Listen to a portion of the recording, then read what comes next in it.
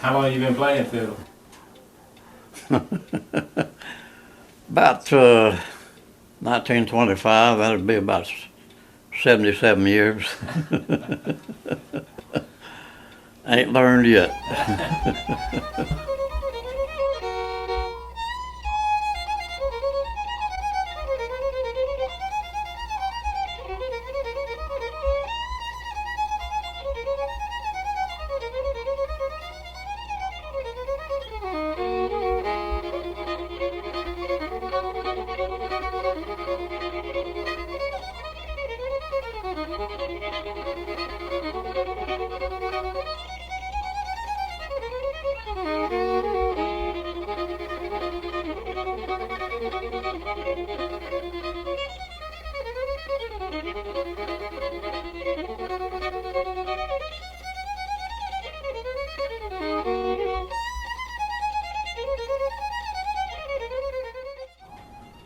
Who gave you your first fiddle?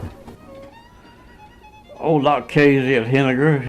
I had begun playing a little bit of banjo and guitar, and he sent a fiddle down there by my folks. They were up there visiting, and he knew about me playing, and he sent a fiddle down there. I was about 14 years old, and I began to try to play it.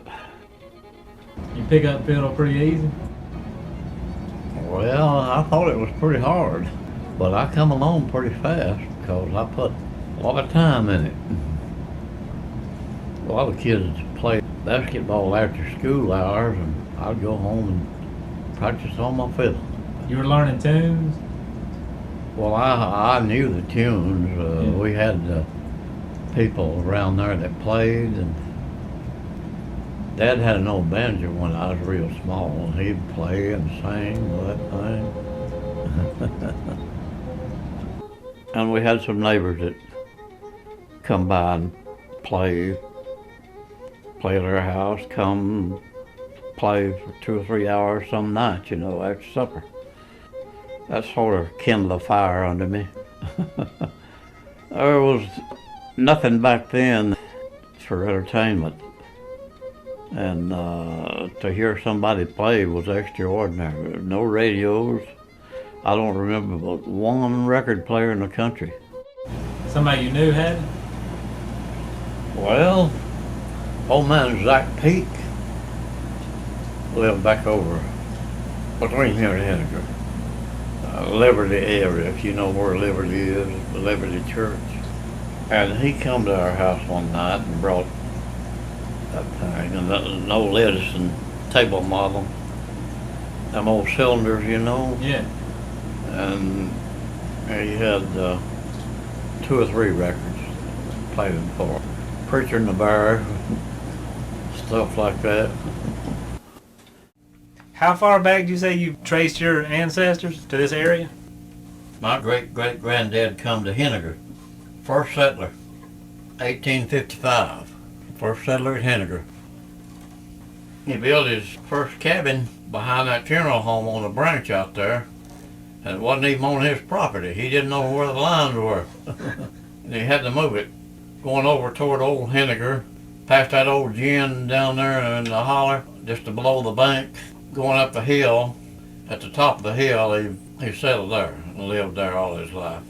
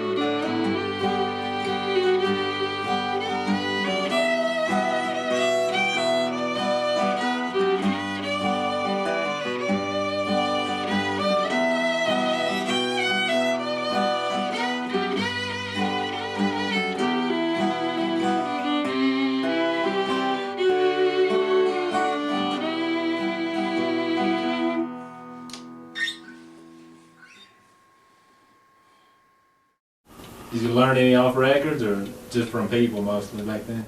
Well, later on, Gid Tanner Skillet Liquors and with Riley Puckett, Clayton McMicken and them began to come to Rosalie about once a year, and I'd always go. And my uncle bought their records, and I wore them out learning those tunes. No, I done well to get. I have a quarter to get in. I couldn't buy their records. Did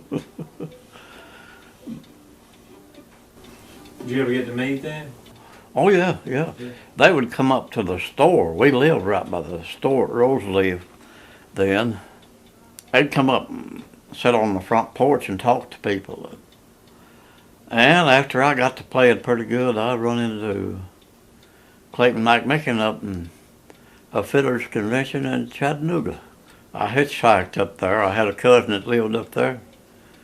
Hitchhiked on a Friday up there. Cattle truck, people hauling cattle. Stayed with my cousin and went to that fiddler's convention. It was Southern Championship.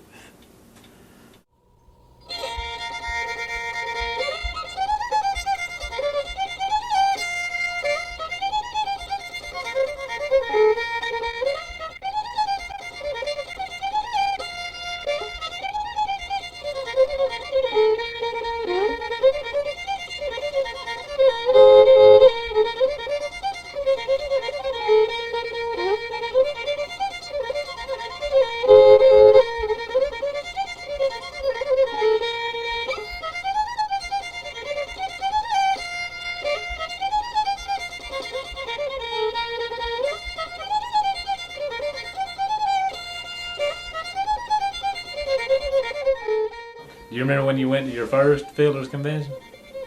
No, not really, I don't.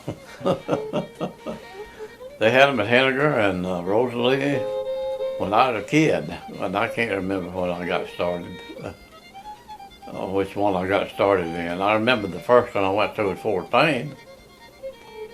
I got third prize, and I would have got the youngest fiddler, except Buddy Durham beat me out by about 2 months.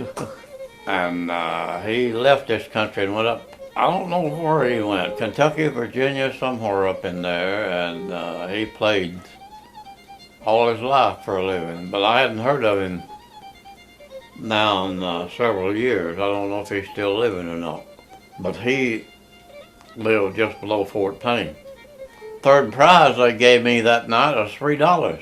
Me and Noah Lacey walked to Henniger and got a ride down there with James Stoner on a gas truck. We thought sure we'd find somebody to come back home with, and we didn't. We walked all the way back home from Fort Payne. Good grief. How long did it take you? Well, about 9 o'clock the next morning, we live right down here about 2.5 miles, and Noah lived close to us, not too far from Rosalie.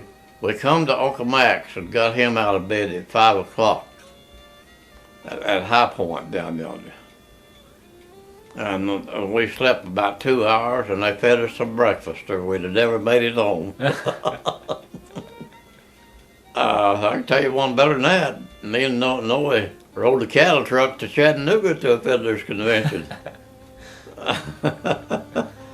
And, well, we went up there on a Thursday, and they had it Friday night and Saturday night, and he didn't get in the finals. I got in the finals, so I stayed. Noe proceeded to come home Saturday, and he said he walked most of the way. I stayed and caught a cattle truck back on Monday, and they left me out over here at Skaggs Corner. walked to grandma's, and they'd done gone to bed at about 9 o'clock at night. I just went around the back door and went in, and they'd done gone to bed, and went in and talked to them. They hadn't gone to sleep. And I told Grandma I was hungry, and she said, look in the cupboard and help myself. All I could find was some turnips, and I didn't like them, but I ate them. Turnips and a piece of cornbread.